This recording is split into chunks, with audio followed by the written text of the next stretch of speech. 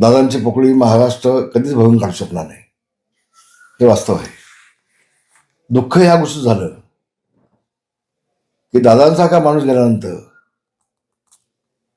त्यांची राग शांत होण्याच्या आधीच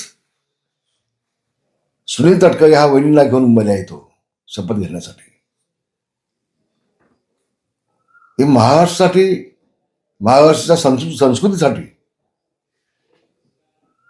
ही बाब अतिशय क्लेशदायक आहे असं म्हणेन मी.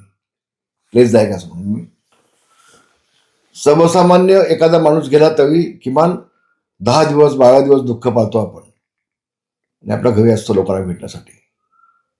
कारण माझी आई गेली, मी 12 दिवस होतो इथे, बाहेर गेलो नाही. आपली प्रथा आहे, संस्कृती आहे आणि दुःख होतं आपल्याला. पण नव्याचं दुःख बाजूला ठेवून असं म्हणणार नाही मी.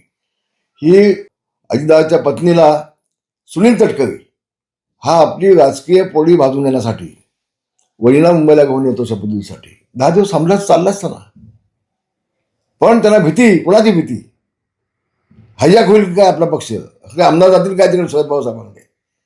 अगदी दादा गेले, दुःख आहे आपल्याला, 10 दिवस तर पाळा, इतकी घाई का?